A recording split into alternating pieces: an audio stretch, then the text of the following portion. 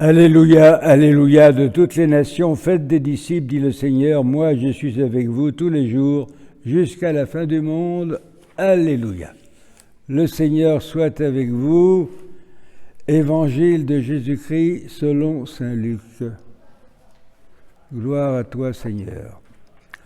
En ce temps-là, Jésus ressuscité, apparaissant à ses disciples, leur dit: Il est écrit que le Christ souffrirait, qu'il ressusciterait d'entre les morts le 3e jour, et que la conversion serait proclamée en son nom pour le pardon des péchés à toutes les nations, en commençant par Jérusalem.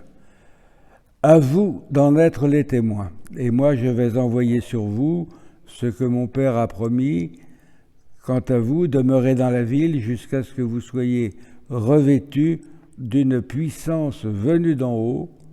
Puis Jésus les emmena en dehors vers Béthanie, et levant les mains, il les bénit. Or, tandis qu'il les bénissait, il se sépara d'eux, et il était emporté au ciel. Et ils se prosternèrent devant lui, puis ils retournèrent à Jérusalem en grande joie, et ils étaient sans cesse dans le temple à bénir Dieu.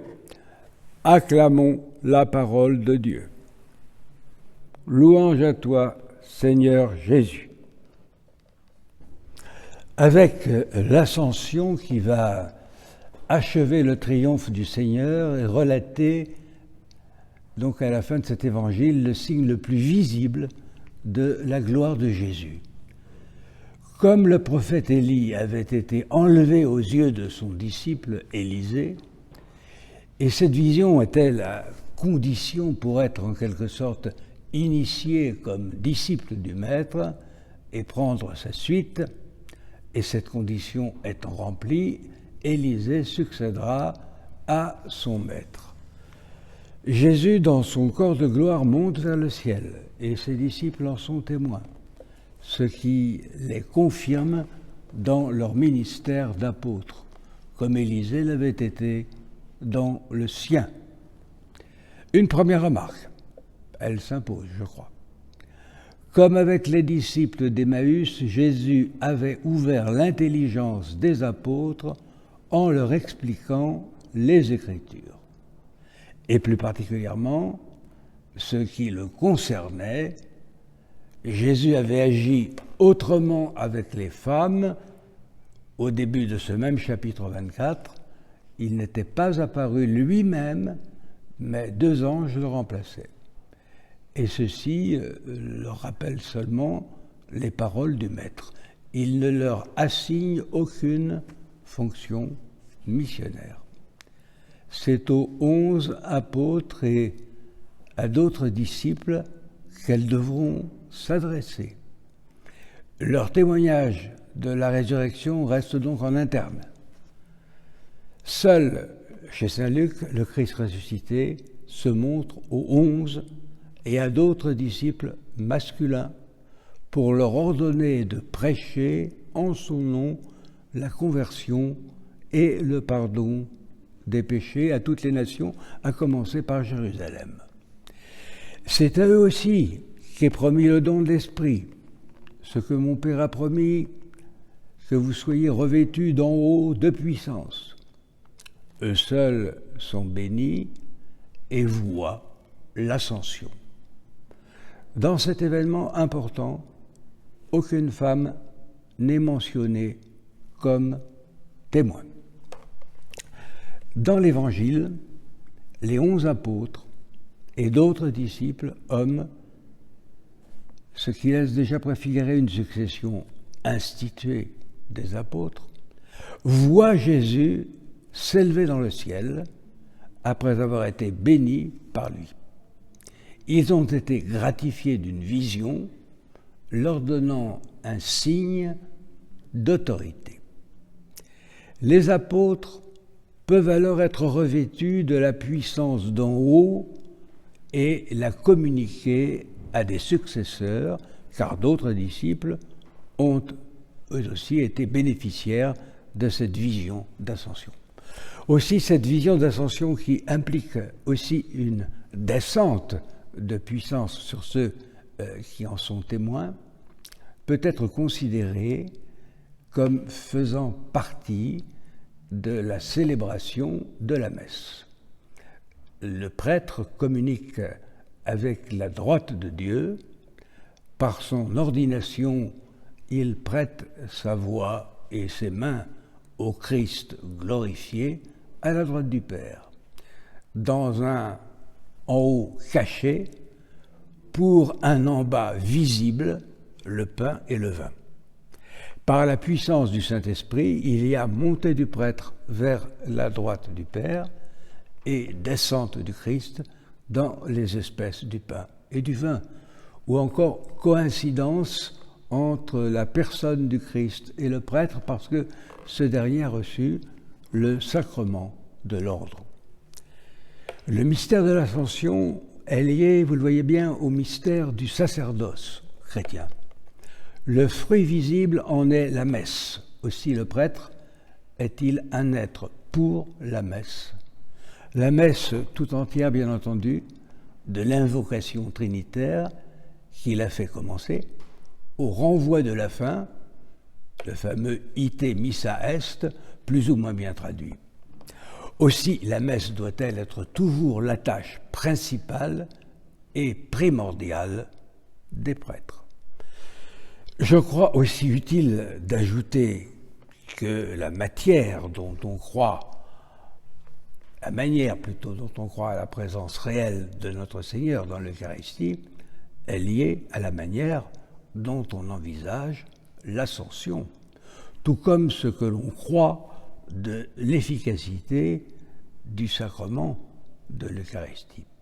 Pour ne prendre qu'un exemple dans la grande histoire de l'Église, les grands débats sur l'Eucharistie au XVIe siècle, entre protestants et catholiques, puis entre protestants eux-mêmes, principalement pour ces derniers entre réformés, calvinistes et luthériens, liaient bien ce qui était cru de l'Ascension à la foi en la présence réelle du Christ dans l'Eucharistie.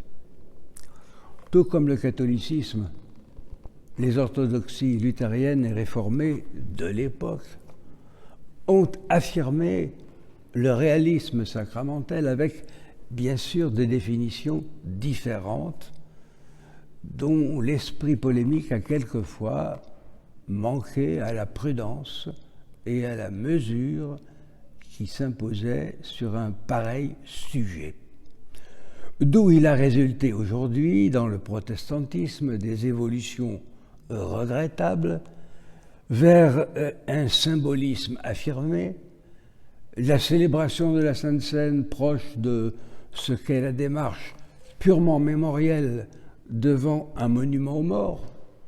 Le Christ est perçu certes avec respect, mais plus à la manière du soldat inconnu que comme être glorieux et saint qui va vous transformer par la prise de l'Eucharistie.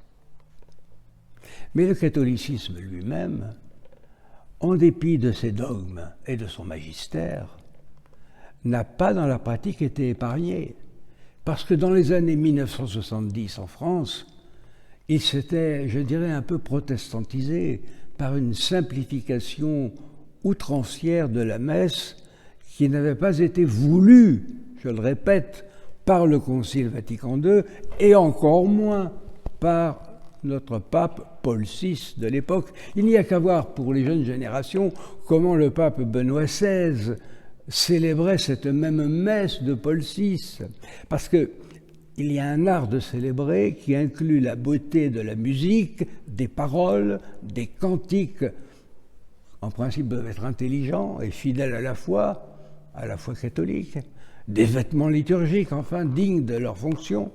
Tout cet ensemble doit contribuer à s'approcher au plus près du mystère de la présence-absence de ces deux vérités apparemment contradictoires, mais qui ne le sont en rien. Il est aussi vrai que Jésus est présent sur l'autel dans les espèces du pain et du vin, qu'il est assis à la droite de Dieu, qu'il est, comme on dit, localisé dans le sacrement pour se mettre à la portée de chaque fidèle, tout en siégeant dans sa gloire, qui, par sa nature même, ne peut que nous échapper, tant sa réalité divine nous dépasse. Pensez-vous, la droite de Dieu. C'est là le grand mystère de la messe qui, entre autres, procure ce bien inestimable de parachever le sacrement de la pénitence par la présence sanctifiante du corps du Christ.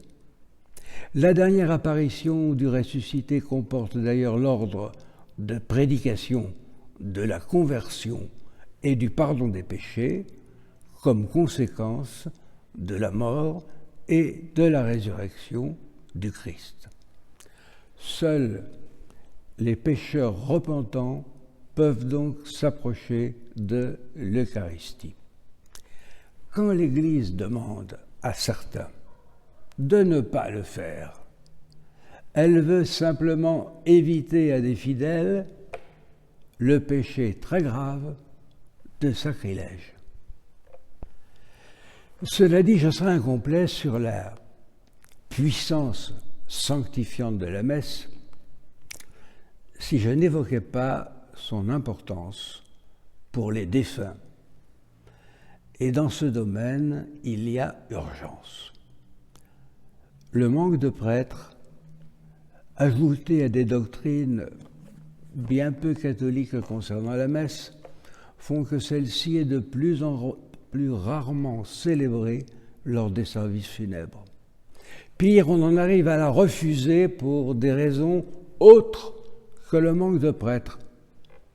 Ici, par exemple, les services funèbres sont confiés à une équipe de laïcs, donc pas de messe, et ce au nom du sacro-saint égalitarisme de ce monde. Même chose pour tous. Et puis ailleurs, eh bien, même s'il se trouve un prêtre dans la famille du défunt, il lui est interdit de célébrer, toujours au nom de l'égalité. Et l'on utilise ici toutes sortes d'autres raisons que je préfère ne pas mentionner pour ne pas donner de mauvaises idées. Il y en a comme ça assez qui circulent.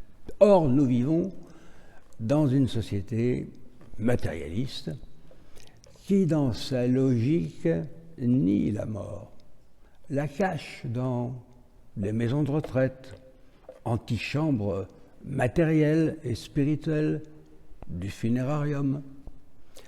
Et quand on montre des morts, ils sont souvent maquillés. Il ne faut surtout pas qu'ils aient l'air d'être morts. En suivant cette mode, quand elle accepte, l'Église fait retourner finalement à pire qu'au paganisme, à savoir la bestialité. Car le propre de l'homme, justement, c'est d'avoir recours aux rites funéraires. Les animaux n'enterrent pas leurs morts.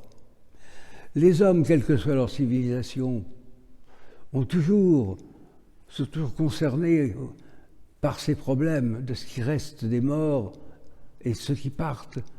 Oublier ces derniers pour qui, selon certains, on ne pourrait plus rien faire, eh bien c'est le prélude à l'oubli des autres. Et c'est de plus un monstrueux péché contre la charité et une trahison du mystère de l'Ascension, ce que j'ai appelé la présence-absence, reflétée par les célébrations eucharistiques. Si l'on croit aux promesses de Jésus, faites à l'Église, au travers de Pierre, celle-ci peut, par ses prières, forcer les portes du séjour des morts, et à cela s'ajoute un des sens de la descente du Christ aux enfers. Chaque défunt a besoin de la prière de ses frères et surtout de la célébration eucharistique. Ne pas le croire équivaut à ne pas prendre au sérieux la promesse faite à l'Église, bâtie sur Pierre, je la rappelle, et les portes du séjour des morts ne prévaudront pas contre elle. En célébrant la messe à chaque service funèbre, n'aurions-nous pas là un puissant moyen d'évangélisation auprès de gens qui viennent très rarement dans les églises, voire jamais, et qui sont justement présents aux obsèques? Mais encore faut-il être conscient d'avoir été appelés comme témoins de ce grand mystère de la rédemption, comme le Christ nous y invite dans la célébration de ce jour. Amen.